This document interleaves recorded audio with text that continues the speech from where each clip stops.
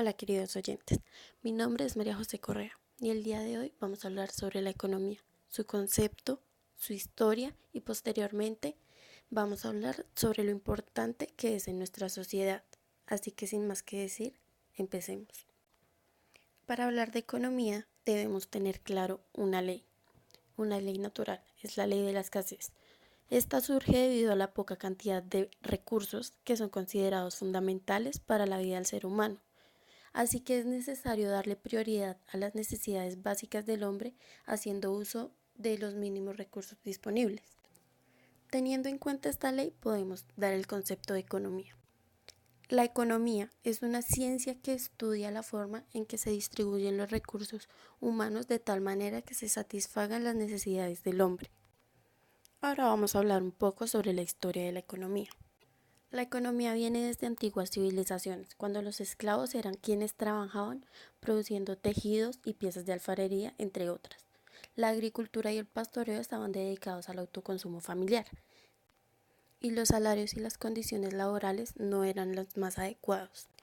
Viendo esto, Aristóteles, un filósofo griego, se empezó a cuestionar sobre lo que realmente estaba bien para esa época.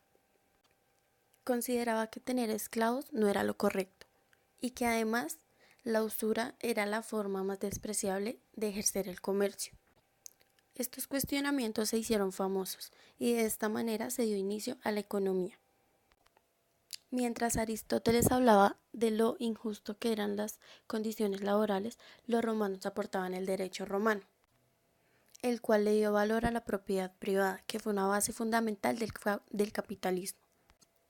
El capitalismo es un sistema que utiliza la propiedad privada como medio de producción y considera al capital como fuente de riqueza, y los recursos son distribuidos a través del mercado.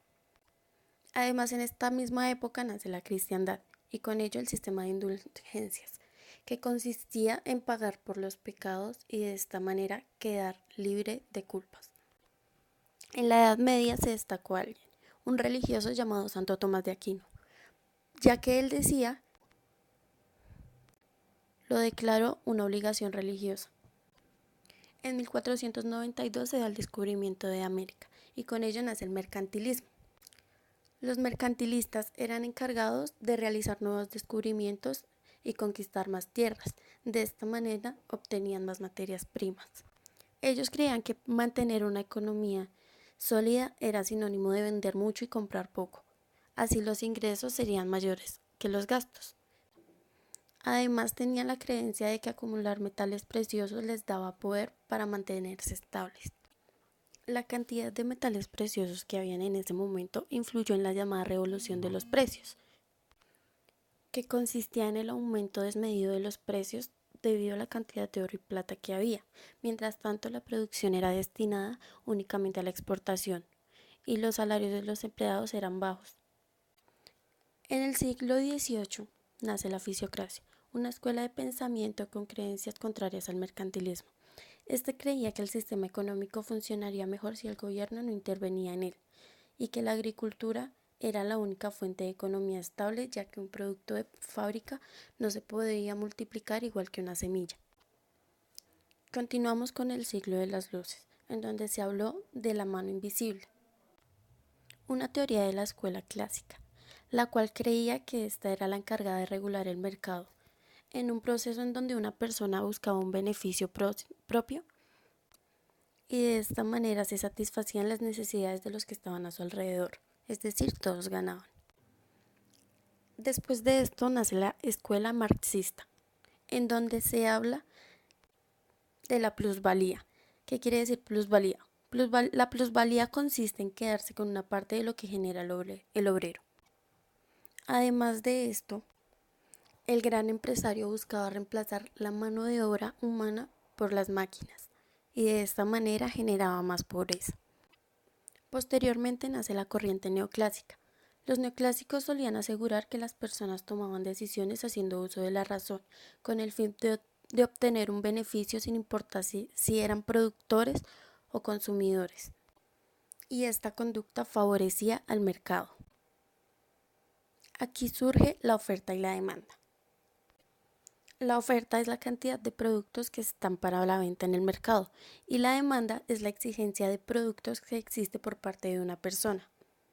Teniendo claro esto, podemos pasar a la revolución keynesiana, la cual creía que el mercado no se podía arreglar de manera inmediata y que era necesaria la intervención del gobierno mediante diferentes inversiones públicas para que este sistema funcionara. Por último, llegamos al siglo XX, donde surgen nuevas corrientes como la escuela monetarista, la cual proponía regular el dinero que había en circulación para poder controlar la inflación. Y por otro lado estaba el pensamiento económico, que se encargaba de estudiar el avance que tuvieron las diferentes teorías económicas a lo largo de la historia. Conociendo, conociendo un poco más el origen de la economía, debemos tener claros tres tipos de recursos que son fundamentales. Los primeros son los económicos o financieros, que son necesarios para el desarrollo de actividades. Los segundos son los recursos humanos, que es la mano de obra. Y por último están los recursos de capital, también llamados medios de producción, que son técnicas y materiales que utilizan los trabajadores para el desarrollo de un trabajo. Conociendo estos temas podemos hablar de la importancia de la economía. La economía es importante primeramente porque podemos identificar las necesidades básicas del ser humano. De esta manera lograr aprovechar al máximo los recursos disponibles y posteriormente satisfacer las necesidades. Además se pueden fijar precios equitativos para un vendedor y para un consumidor. De esta manera se mantiene un equilibrio en el mercado. Bueno, queridos oyentes, esto en resumen es la economía. Espero les haya servido esta información. Muchas gracias por escucharme.